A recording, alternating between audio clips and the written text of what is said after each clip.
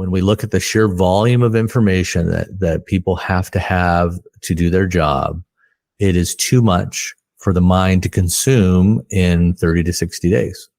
It's too much for them to retain over time without working at a very high stress level. So if we work from the standpoint that I'm going to teach you things, and you'll hear this all the time, like, I don't know why they screwed this up because I told them how to do it.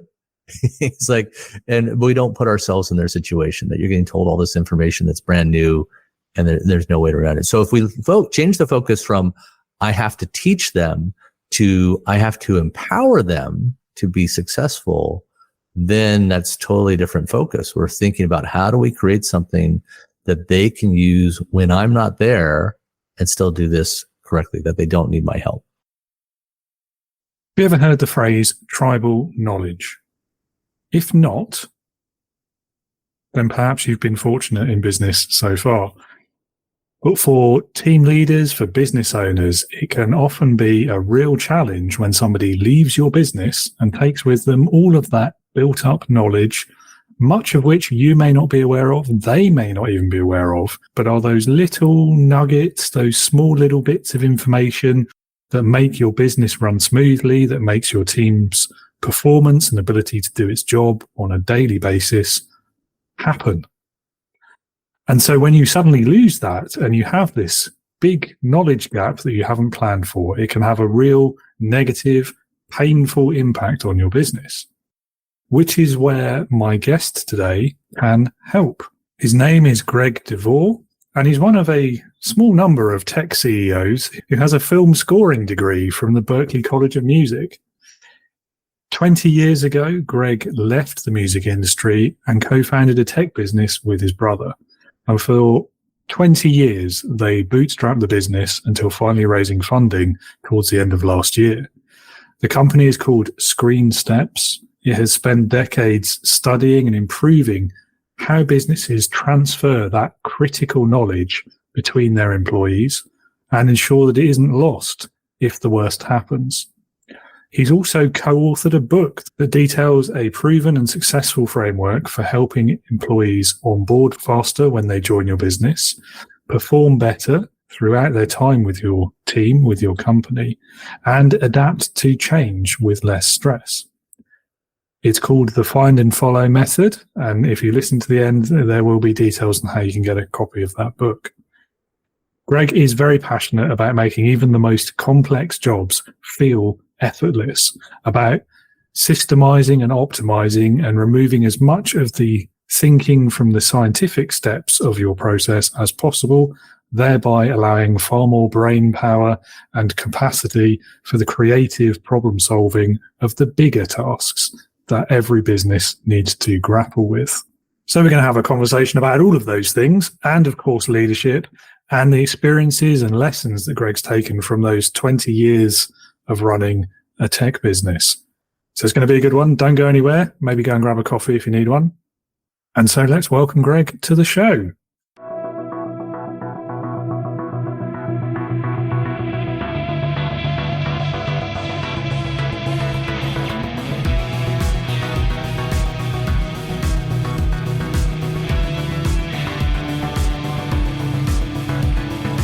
Welcome to the Leading with Integrity podcast. Leadership talk for the modern manager. With your host, David Hatch. Greg, welcome to Leading with Integrity. It's great to have you on the show today. Really looking forward to our conversation. Thank you. I'm looking forward to talking with you. Excellent. And to kick us off then, tell the listeners a bit about yourself. What's your background? What do you do today? How did you end up doing it? What gets you out of bed in the morning? All of those kind of generic questions about your background, really. Yeah, it's a little bit of a non-traditional background. So okay. I currently am the CEO and co-founder of ScreenSteps, and we are a knowledge operations platform. So we help businesses transfer knowledge to their employees faster, especially operational knowledge. But starting a tech startup, I don't come from a tech degree or anything like that. I graduated from the Berklee College of Music with a degree in film scoring, worked in the film music industry for a couple of years, and shifted gears and co-founded a company with my brother, and been doing that for the last 20 years now.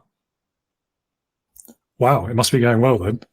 Well, it's going well enough that we're still going. So, part of, a big part of business, some of business is you have the companies that grow really huge, really fast. And another part is surviving long enough so that you can hit that moment of success.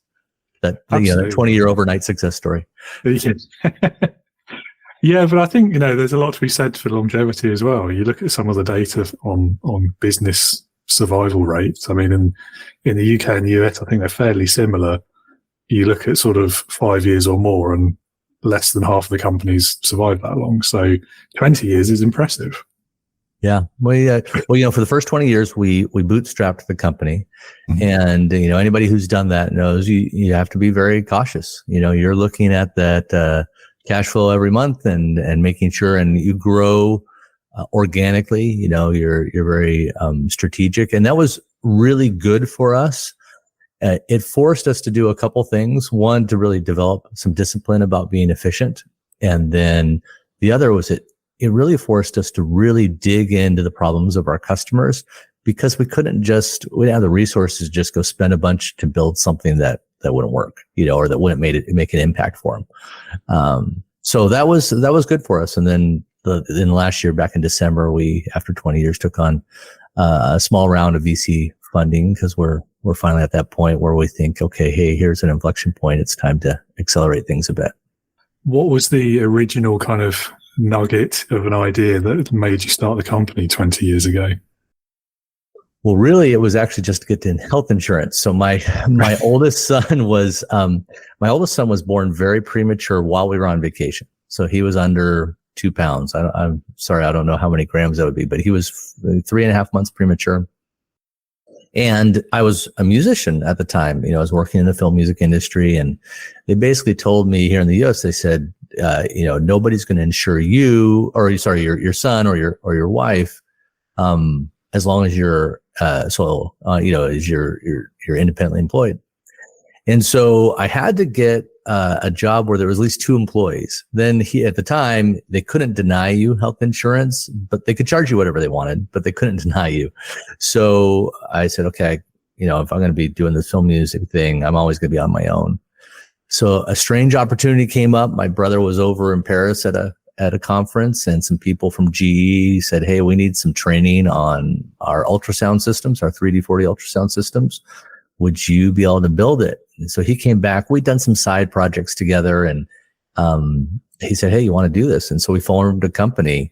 The opportunity kind of fell in our lap. And as we dug into that problem, we just saw, we'd go and see a 3D 4D ultrasound system. These things are $100,000, $200,000 systems, and they just have sticky notes all over them.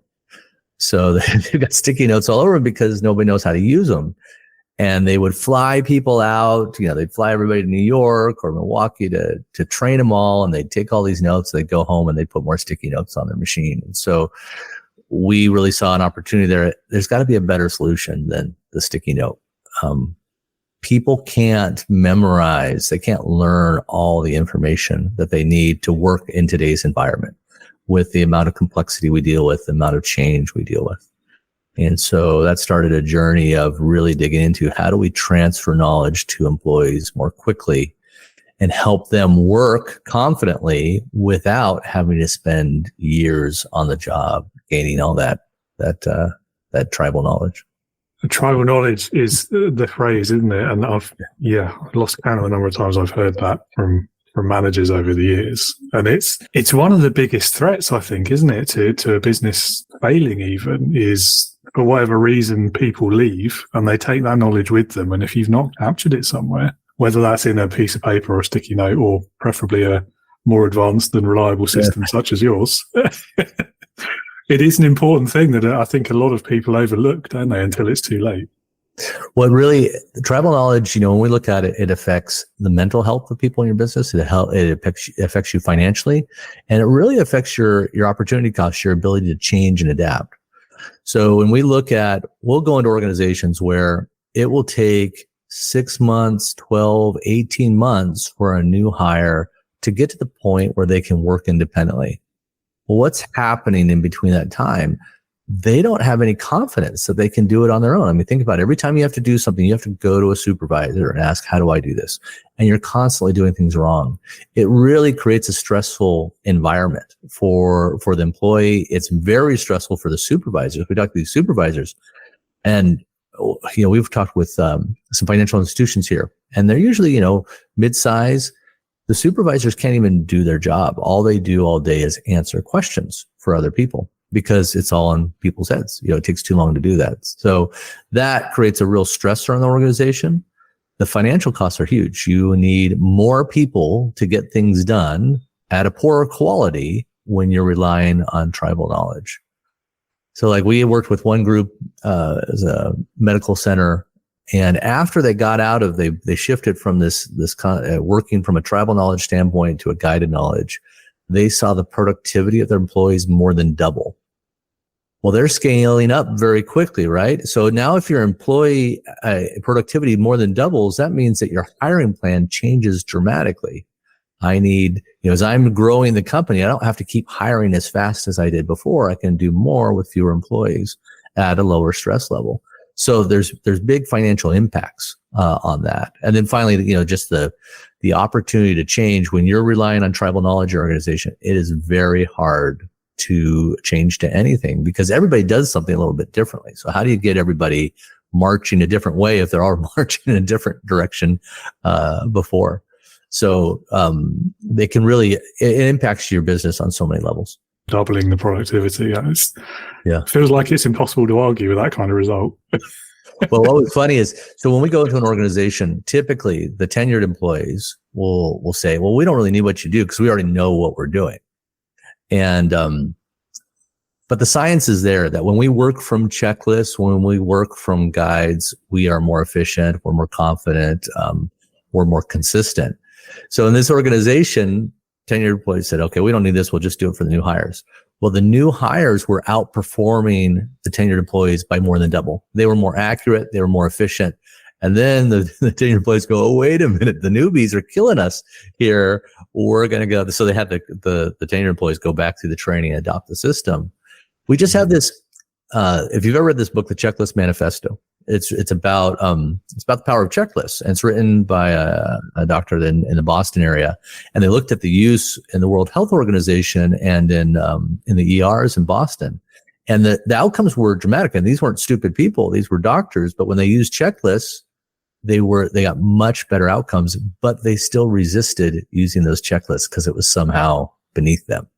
And I think that's what we suffer a lot of in our businesses. Like there's some kind of badge of honor that I can memorize all this information instead of just admitting, hey, my mind's imperfect. If I use a digital guide, a checklist, a decision tree, whatever it is, I'm going to work better and serve my business and my customers better. Do you think there's an aspect as well of almost seeing it as a threat to their jobs? Like, it's my job to know this. The knowledge is in my head. If I give it away, then maybe the company doesn't need me anymore. Definitely with that. You'll have people that really fear that. And so they kind of view it as, if I keep that, then I have job security. But what's really happening is they become a liability for the business. They are hurting. They're not helping the business grow because they become that knowledge bottleneck. But also, if we've talked to people like they want to leave, but they can't. Like they just feel like they can't leave because people are just going to be calling them, or, heaven forbid that something happens to them, the business is really at risk. And so we try to help them see that your real value is the business isn't going to stop changing. It's not like you're going to write down everything you know and then that's it. Like it's written in stone tablets and now they don't need you anymore.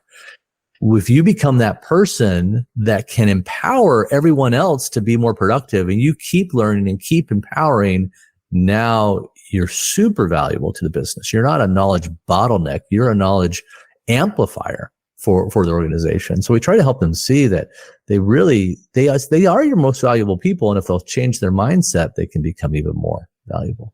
Yeah, I think that's the right way to look at it, isn't it? And as well as that, I mean, thinking with the doctor example as well, they said they're not stupid people, this very high knowledge kind of role. Like having that kind of the checklist for the routine aspects of their job, what you're actually doing is freeing up the mental capacity, that intellect to focus on something else, something perhaps more important than what order do I do these things in for this basic part of my role? Yeah. They, if you've ever read the book, it's called Thinking Fast and Thinking Slow. It talks about kind of two systems in our brain. And, that first system, you think of the checklist, we don't even have to think about what we're doing. I just kind of go through the process, and then I can be more present for if I'm talking with a customer or a colleague, I can be doing this work, but still be present. Where if I'm having to work from memory, they show, like our heart rate goes up, our eyes dilate. We're more stressed in what we're doing because we're having to focus. We forget things that we don't even know that we forgot. That's the real danger, is we think we know a process, but we leave a step out. And so we become less efficient, even though we think that we're working faster. And even I've been doing this for years, and I follow this. I have a procedure for something in our business. It's got a lot of steps in it. And I have a guide that comes up that I go through. And then I remember a couple months ago, I'm like, I know this, I can do this on my own. And I timed myself. It took me longer to do it. Didn't matter how many times I'd done it. It took me longer to do it when I didn't use that guide. So we lie to ourselves, and but if we get some data in there, it paints a clearer picture. Yeah, I suppose the flip side of that, as well as with the tribal knowledge, there might be a lot of things that people don't realize they know. Yeah. And if they don't know, then how can you, as the business owner, know until they've left? And you've got that problem of a sudden knowledge gap that you could in no way have prepared for. Yeah, no, it's a huge thing. So we have a framework. So, my brother and I, we co-wrote a book called Find and Follow, Reduce Supervisor Burnout and Increase Employee Performance by Transferring Knowledge Faster. And it lays out a framework for how you transfer this knowledge. And what you just hit on there is a key thing. People don't know what they don't know. And so you talk to a supervisor like, yeah, everybody knows how to do this. And I kind of understand how to do the job. The very first thing that we do is we take them through a workshop where we're analyzing, for a specific role, what are all the questions they need to answer, the tasks they need to perform, and the problems that they need to solve. And like, for example, we just did this with some credit unions. And for that member services role, there's over 500 things they have to do. And this was so eye-opening for them because they couldn't figure out, why did it take so long to train someone in this role? They'd never sat down and really done that analysis. Now, if I tell you, you've got to learn 500 things, there's no chance. I know you've got to have things to reference. But if I just say, you need to do these things on the job, then I might think, you can just watch, Bob over here and see what he does and you'll figure it out.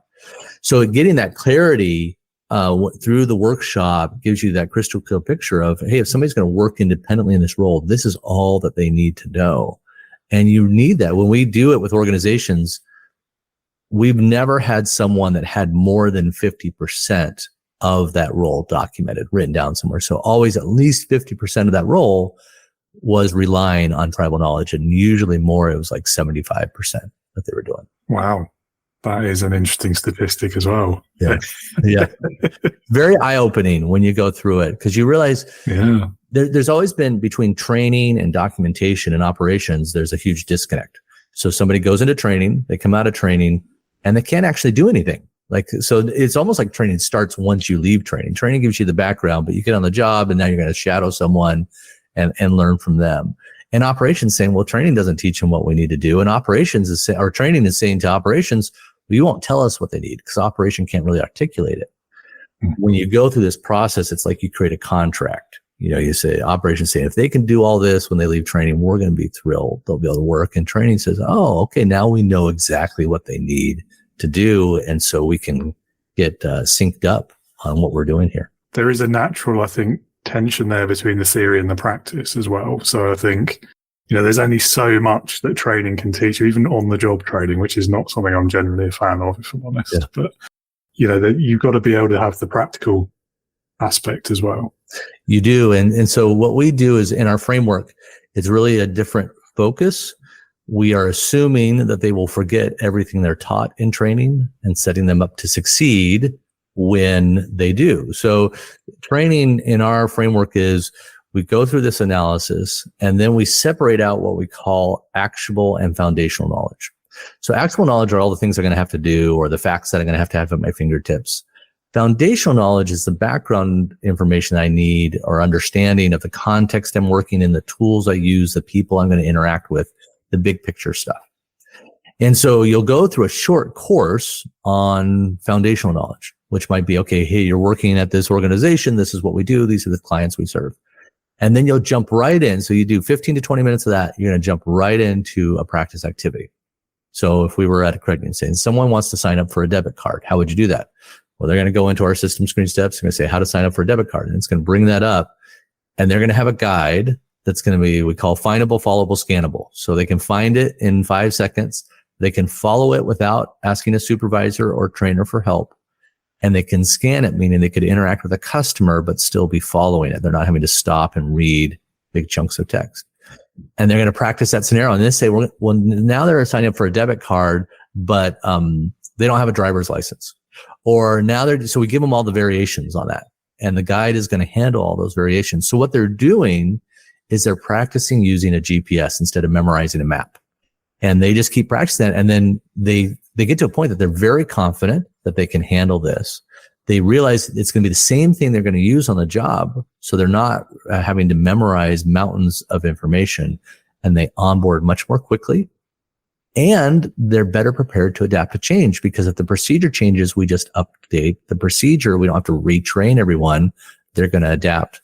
Just like, Google Maps, it reroutes you around, some construction. You adapt to the new turn by turn directions very easily, instead of having to go pull out your paper map and refigure out a route. I like that analogy as well. It's a good one. So a totally different way of training and a different focus, where we focus not on, hey, how much can they pass a test at the end? Doesn't matter. They're getting, we all know we pass a test and a week later we don't remember half of what was on there. It's, can you do the job with the tools that we've given you to empower you to be successful? Absolutely. Yeah. Not a fan of tests either, especially at school. You just get to the point, don't you, after a generation or two, where you're not being taught what you need to know. You're being taught to pass the test. Exactly. Which is very rarely the same thing in my experience anyway. But, we found very low correlation between people who pass a test after training and are able to do their job independently. Like the two don't equate. It's comforting if we're running a training class. Okay, we can show we did something, right? That they learned something theoretically. But really the goal in the work is, can they do the job confidently and independently? And so we say that's the ultimate test. Any other test besides that doesn't really matter. It's how they perform and those quality scores while they're on the job. Yeah. I think that's the best way to look at it, isn't it? So we might have already answered this question, but I'm going to ask you anyway, just in case. What are some of the biggest assumptions about training, particularly in training employees, that most organizations will get wrong? Really, it's that the goal is for them to learn everything. When we look at the sheer volume of information that people have to do their job, it is too much for the mind to consume in 30 to 60 days. It's too much for them to retain over time without working at a very high stress level. So if we work from the standpoint that I'm going to teach you things, and you'll hear this all the time, like, I don't know why they screwed this up, because I told them how to do it. It's like, and we don't put ourselves in their situation that you're getting told all this information that's brand new and there's no way around it. So if we change the focus from I have to teach them to I have to empower them to be successful, then that's totally different focus. We're thinking about how do we create something that they can use when I'm not there and still do this correctly, that they don't need my help. That's a good one. I wouldn't have guessed that, actually. I would have guessed something around the tests again, I suppose, but interesting. And we've talked already about some of the financial costs and the productivity costs to a business when they rely on that tribal knowledge and they don't have an effective way of capturing it. Are there any other things to mention? I mean, we touched a bit on the mental aspects as well. Well, I'll give you an example of a client of ours, medical device manufacturer. So they have to troubleshoot these devices over the phone. It can be a stressful situation when this device isn't working. It's in somebody's home. They have to troubleshoot that. It's very difficult. If they don't diagnose the problem correctly, they have to swap the machine out. And you can imagine that's a very expensive process. So they have to ship a new one out right away and take the other one back, only to get it in the factory and find out there's nothing wrong with this. It just wasn't, they didn't diagnose the problem correctly. So when they went in, they had a standard operating procedure for troubleshooting these things, but it was in this giant PDF file and all this text. So nobody really followed it. They all had their own way of doing it. And they didn't really discover that until they went through this workshop. They said, okay, how do we do this? And they had, 10 different ways of doing it. Once they put in these digital guides, everybody started following the same exact protocol for diagnosing the problem with the machine or troubleshooting it. And they were then able to optimize it. So if they notice, hey, wait a minute, we missed something here, we can optimize the procedure and everybody adapt to it. Well, with that, and then some other changes they made, they saved $2.5 million in machines not being shipped back anymore. And so, and just being much more efficient in that process.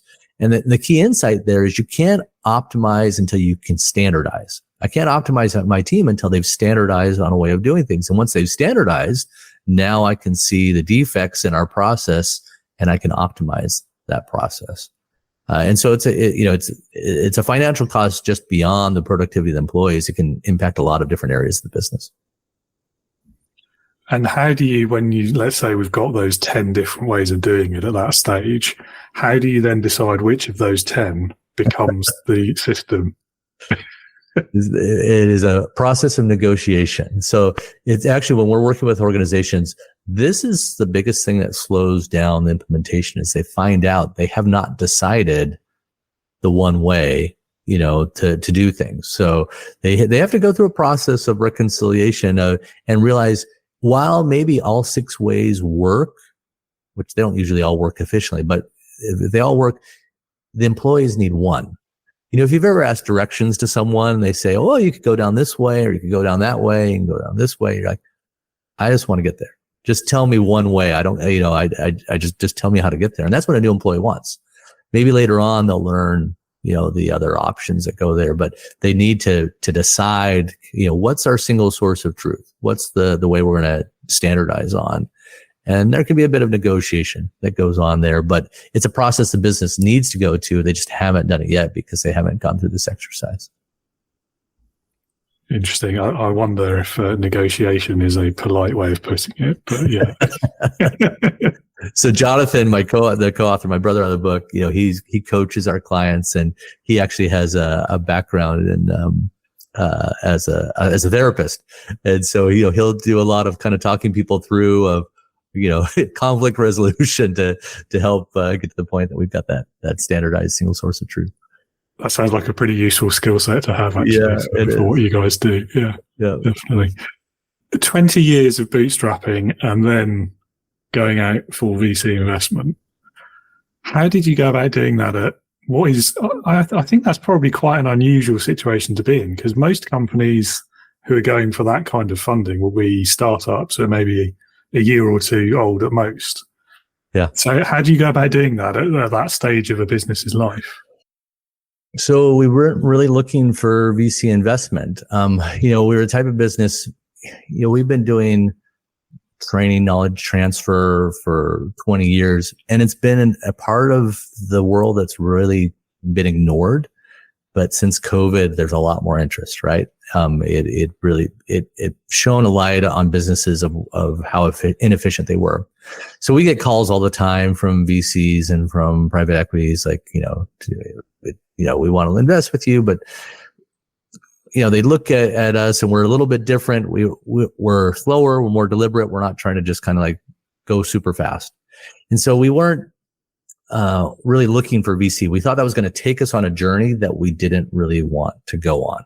We didn't think would be best for us or best for our customers. But my nephew had a friend of mine from my childhood had invested in a startup that my nephew had done. And so he suggested I speak with him and just get some advice, and started talking to him. And over months, it kind of came to the point. He says, hey, what if we invested with you? And he was taking a very different approach. We were aligned on kind of the pace we wanted to go at, the impact we wanted to make. And so it was the right investor, the right amount of investment, the right time.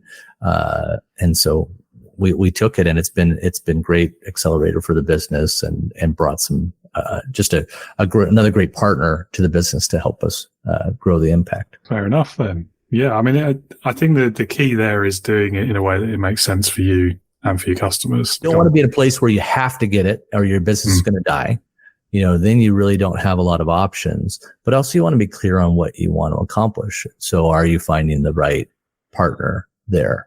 When you have those two things in place, then you can have options where, you also don't want to put yourself, you see this, you're seeing lots of tech layoffs where the businesses have designed their business so that they can run this far. And then if they don't get another big round, the business is going to end. And we didn't want to put ourselves in that position either, but be more deliberate about our growth. So different way of doing it. I'm sure there's plenty of examples of companies that have done it other ways, have been very successful, but this is the path we've chosen. Yeah, it is a different way of doing it, but I feel like it's a better way of doing it, or at least a more sustainable way of doing it in terms of the business and its longevity. Because you're right. I think there's so many of those tech companies and you're always seeing them in the headlines, aren't you, about they've missed that last round that they needed for the next 5 years. And so half the staff are getting laid off and it can be quite turbulent. And I think if you build that dependency on external funding, I mean, there's a big question mark there as well in terms of if you're that dependent on other people's money who aren't your customers, is what you're building and selling actually worth doing? Yeah. Well, and what it forced us to do, when we had, there was a point, there's three of us, we're building this tech product and, one of them didn't even know how to code. Right. And so we're building this product. We found we couldn't solve our customers' problems with technology solutions at the beginning. So we had to really dig into the cultural aspect of their problems. And it forced us to understand the problem at a totally different level than if we just kept kind of building stuff. And we found that there wasn't a quick and easy tech fix for this problem because there's it was just everything was misaligned in the business to transfer knowledge in this way. And that's what really forced us to build this framework. And now, we've got the resources to fill in that framework with the technology to support it. And it's really exciting to see what our customers are doing. But without having to go in and really dig into that problem, if we'd just been able to kind of create tech and do what our customers were asking us to do, we would have gone down a path that I think would have really limited our success in the long run. That's another interesting point that you've hit on there as well, is sometimes technology isn't the solution. And again, I think there's so many tech companies out there, obviously, that it's kind of a requirement for them to say tech is the solution because they are a tech company, but they're trying to somehow force that solution into a problem where it probably doesn't need it sometimes. And then that is why it doesn't work, funnily enough. Yeah, it's either that or the technology is good, but we have behaviors around technology that we have to use technology in the right way. And if I take a tool and I don't change the behaviors in my organization, I mean, you see this all the time. We actually work with a lot of organizations that they buy technology that they don't use. It's because they haven't really decided how they're going to use it, how people should use it, and what, they're not using the right framework for it. So they'll bring us in to help them do that change management, because a lot of it is knowledge transfer. I roll out this CRM. Nobody knows how to use it. You don't get any adoption. And everybody says, well, we need a better CRM. We worked with one group. They were on their third CRM implementation. So they've had 2 failed implementations.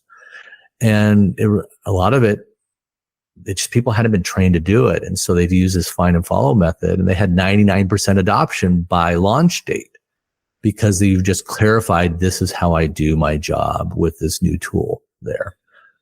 So technology is a fantastic tool, but there's a behavior side to every piece of technology that we use that we have to figure out if we're going to get the most out of it.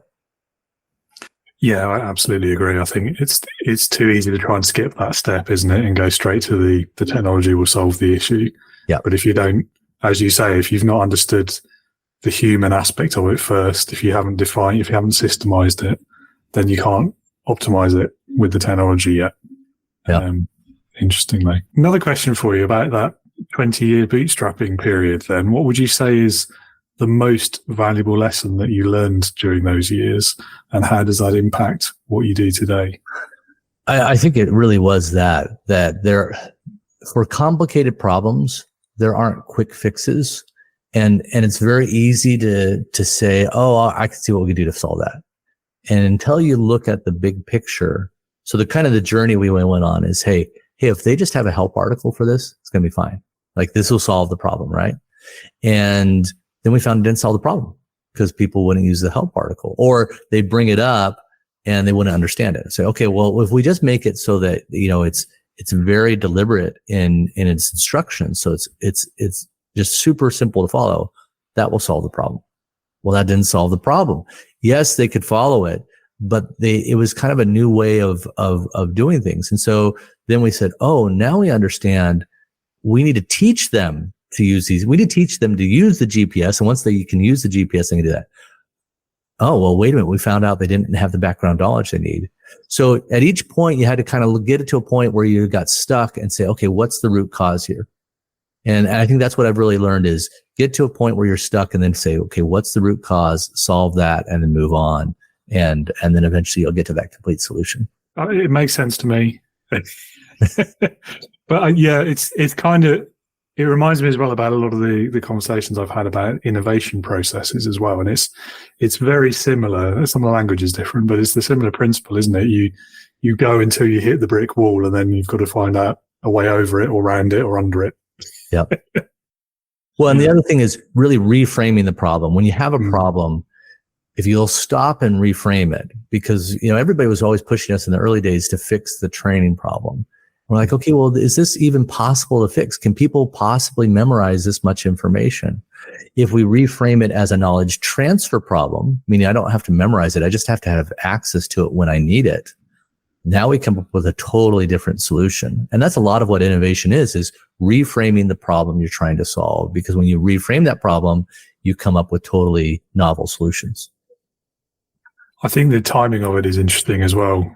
Over sort of the last 20 years, and as we've seen the shift of the economy towards what people, there's buzz phrases on there like the knowledge economy and that kind of thing.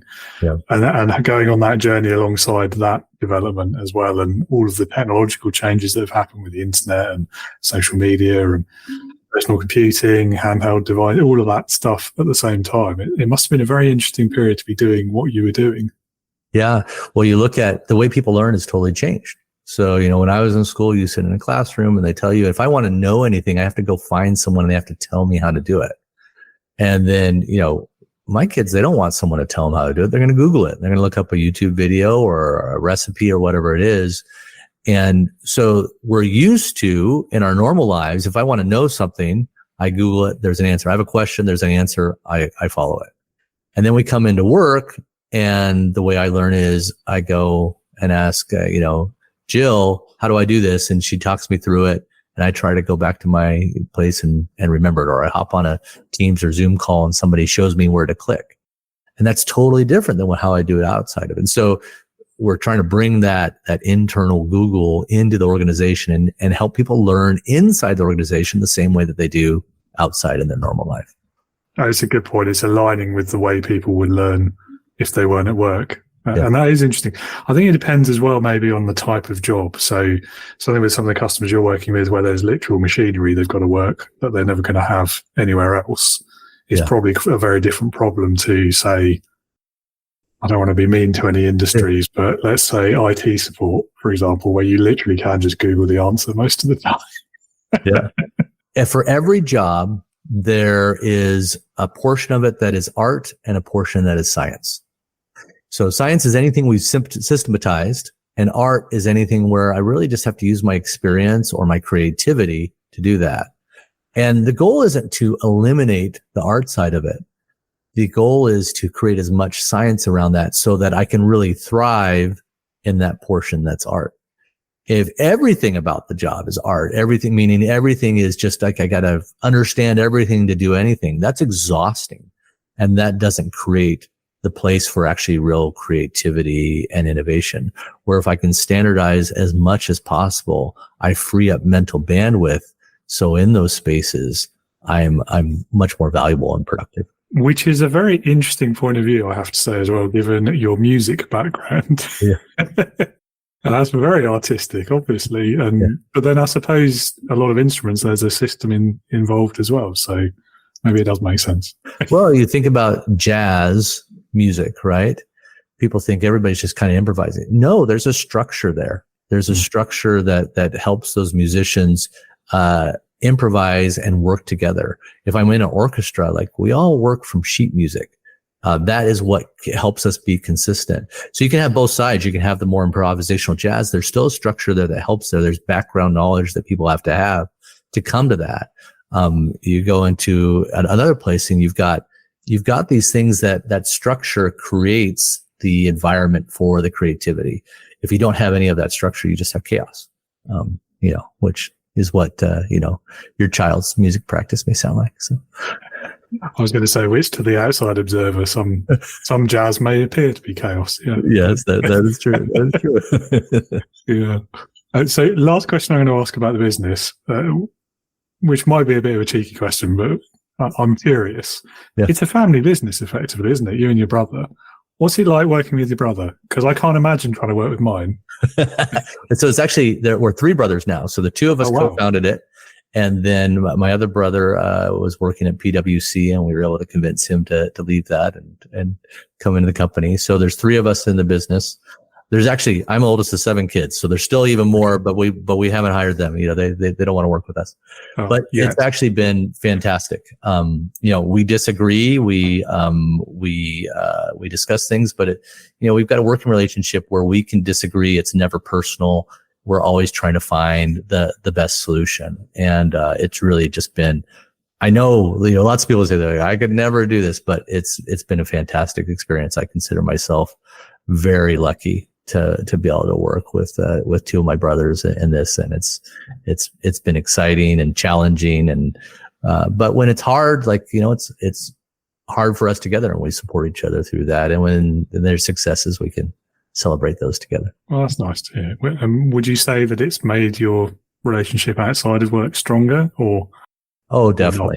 Yeah, definitely. I mean, you don't go through 20 years of working with someone, and when you're bootstrapping a business, it is not an easy thing. Like, this is definitely not an easy path. So you don't go through 20 years of doing that without really becoming closer. I can think of a rough part of the business, things were really stressful. And we just said, okay, today on call, we're just going to get up and offer encouragement to each other.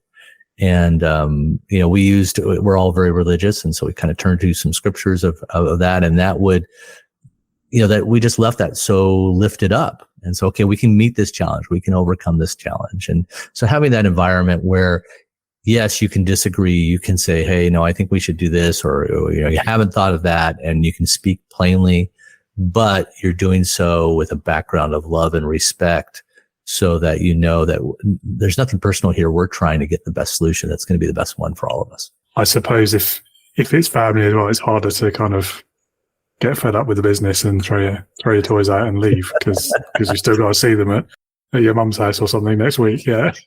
We got that out of our blood when we were little. I mean, we were little, we used to beat the tar out of each other, but we got that all out of our system. Yeah, fair enough.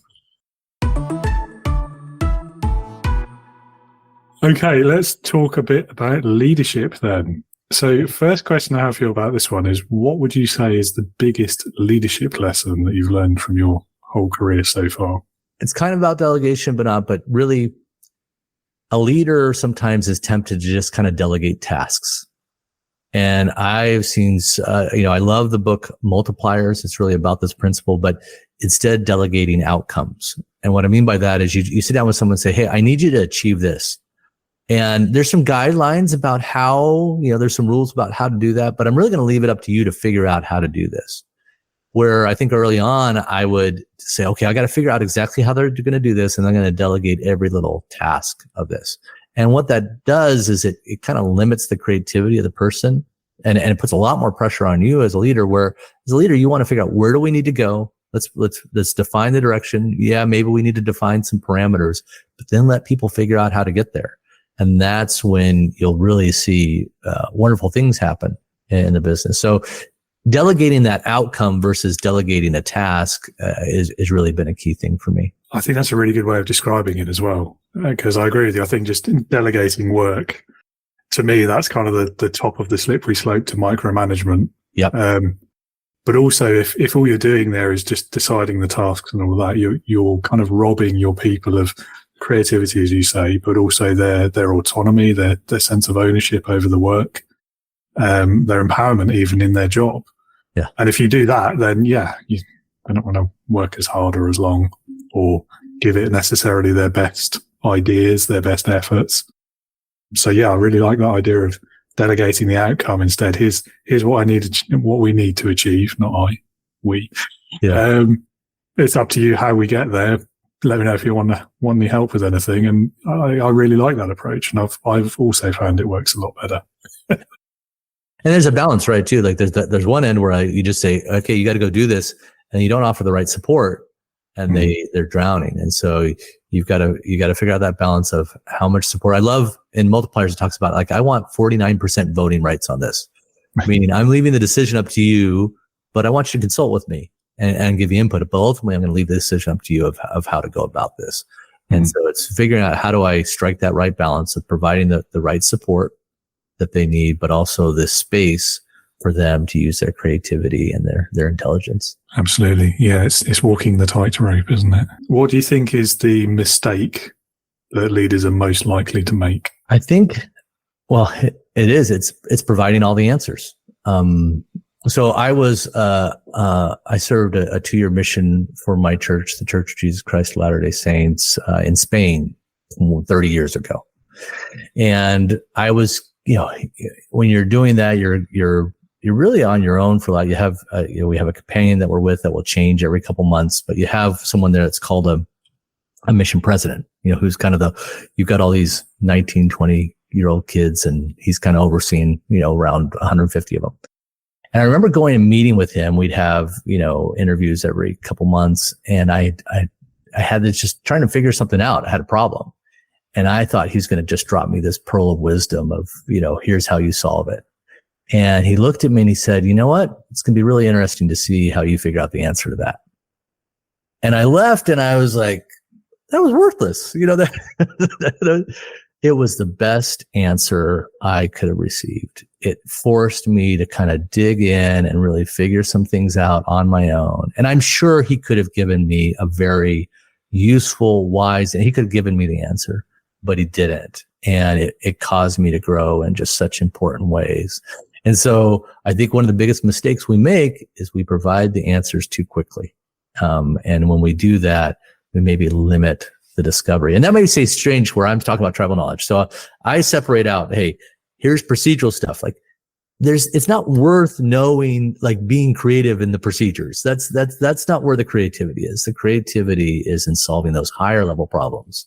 And that's where, I think sometimes we jump in too quickly with the answers. Yes. And it's quite impressive seeing leaders who are able to do it in that way, because it's so easy to just say, I know the answer, here it is. And it's so good for your own ego as well. It's like, oh, look, I'm showing my knowledge, or I'm getting a bit of extra respect because I've proven that I know my stuff. But holding your tongue, it can be so difficult. And I think that's why it's so important in a lot of ways for leaders to be able to do that. Well, there's always the risk that when they come up with their own answer, it may be a crazy answer. So there's that risk there, but that's how people grow. That's how people grow. Yeah, definitely. It does. It takes a lot of courage. It takes trust in your people as well. It's all of those really important leadership behaviors tied up in that one quite small little problem, really, isn't it? But it is an interesting one. Tell us your best piece of advice for a first-time leader. I think the best piece of advice is if you stay focused on the problem, like the key problem and the root cause of that problem, you're going to eventually figure it out. Like if you can not get distracted by all the other things that aren't kind of the real problem, but stay focused on that. Obviously, you have to set up an environment where you can keep playing the game. It's kind of like there's a puzzle that you have to figure out when you have a problem. You've got to make sure you've got the things in place that's going to allow you to play the game until you solve the puzzle. If you this can get into like if you've taken on all this funding and you've set up an infrastructure where you only have 12 months to figure it out, well, you may have to end the game before you've really solved the puzzle. But if you can set up that environment where you can stay focused on a problem and really identify that root cause and keep trying at it, you'll eventually get there. That would be my advice is set up the environment where you're going to have the time to figure out the problem. It's a good piece of advice. And again, it plays into a lot of the big challenges that leaders face is that there's so many different problems that they're faced with all the time. And so being able to identify the key one and then have the kind of, I suppose, presence of mind almost to be able to just put that focus on it until it's solved and have the confidence to put aside the other things and all the other demands on your attention. Yeah. It's another one of those things, isn't it? Like we were just talking about, how it's really difficult. And that's probably why it's such a common struggle, isn't it, for so many leaders? I heard a great analogy that somebody said, like, growing a business is like there's a forest fire, and it's your job to figure out which part of the fire you try to put out first. You can't put out all the fires, and so it's which one you're going to do first. And that's the key thing, is figuring that out, because there's always going to be more problems to solve than you have bandwidth or resources to solve. I like the spinning plates one as well. Yeah. It's like you're spinning the plates, but you can only see the underside of the plates. And only one of them's got the dinner on it, and you don't know which one. And you got it. Yeah. You don't want it to end up on the floor. Yeah, exactly. Okay, if you could start your career over again, would you do anything differently? I think I would seek out more mentorship earlier on. We kind of fell into this, hadn't worked at a company before and seen what they did right or what they did wrong. I really had no background in starting a business. And I think seeking out a really good mentor early on would have just saved us from some mistakes, along the way. And not that, the mistakes are horrible. They help you learn, but a good mentor can really just, I've seen how that can impact. And so I would do that much earlier on. That's a good one. Definitely. Yeah, I agree with you. I'm all for learning from my mistakes, but if I can learn from someone else who's already made that mistake and then avoid doing it myself, I'd prefer that, if I'm honest. Yeah. A lot cheaper, a lot faster. Exactly. Yeah. Yeah. Leadership Heroes. I've only got one question left for you.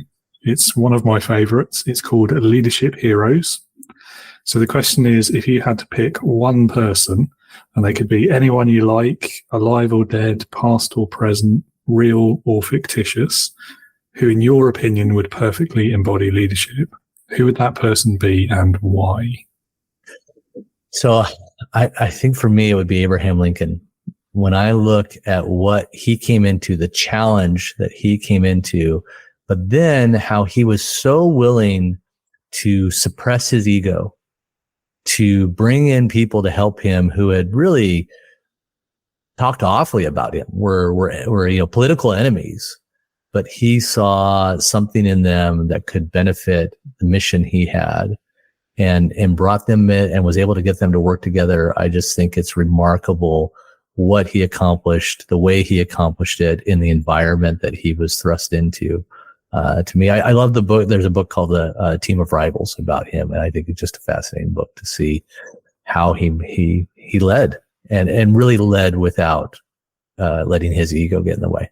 It's not the first time he's been picked, and he is. I agree. He is a good choice, and he's an interesting character from history as well, given what he did during the times he was doing it. I mean, it's probably not an exaggeration to say it's probably top 3 at least of the most difficult periods of American history. Yeah, easily.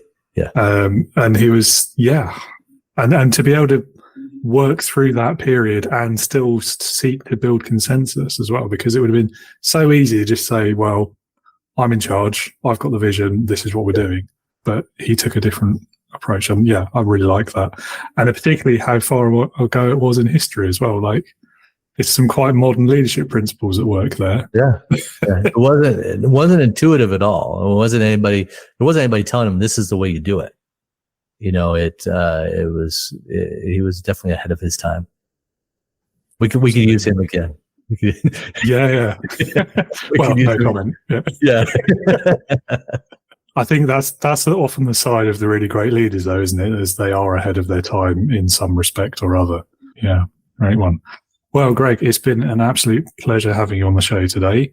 Last thing I'll ask you is if any of the listeners would like to learn more about you, about your company, what you guys do, where can they find more information? Yeah, if they want to learn more about the framework I've talked about, Find and Follow, they can go to findandfollowbook.com and they can pick up the book there. We also have a free course on it. The company, the product, screensteps.com. And if they want to find me, I'm on LinkedIn, just Greg DeVore on LinkedIn. Reach out. I'd love to connect with you. Lovely. I'll pop all of those links in the show notes and the episode description so people can find it easily as well. Well, that's all we've got time for. Thank you again so much. It's been great talking to you today. Thank you. It's been fantastic. Have a great rest of your day. You too. Huge thanks again to Greg for his time today. That was a really interesting conversation. I learned loads about knowledge transfer and that tribal knowledge problem in different ways than I expected, actually. So it was an interesting conversation. Also loved hearing all about his career history too. Listener, if you would like to learn more about Screen Steps or the Find and Follow book, I have put the links in the episode description, so take a look there. I do encourage you, as always, to click on it, have a look at the websites, maybe get a copy of that book. I'm sure it would be helpful to you in your own leadership journey. And if you are struggling with that tribal knowledge problem, if you do have knowledge gaps in your own leadership, in your team, or among the people that you manage and lead, and it's something you're struggling with, then do reach out to Greg. You can also visit my website, www.leadernotaboss.com. Sign up to the newsletter. You'll get advance notice of episodes. You'll get regular content about leadership. You'll also, by signing up, receive an invite to join the Integrity Leaders online community, specifically built for new leaders struggling with many of the same issues as we've discussed today. And we are still operating a 60-day free trial, so it will cost you nothing to try it out for 2 months. It won't even ask you for payment details. The only thing I will ask you for is your kind input and your honest feedback on the community to help us build it more, to help us improve it, and make sure that it really is something that you need. That's all I have time for today. I hope you'll join me again next week when I'll be having a highly entertaining conversation with the double act that is Alan and Emily Braithwaite of Yellow Tuxedo and the Digital Circus. So we'll be talking all about their fun-loving approach to business, the leadership lessons they've each learned from their careers prior to starting their company together, and some of the entertaining stories that they will share from their own life in business. Looking forward to it. And in the meantime, keep thinking about that tribal knowledge and how you can best capture it, save it, retain it. And as always, be a leader, not a boss.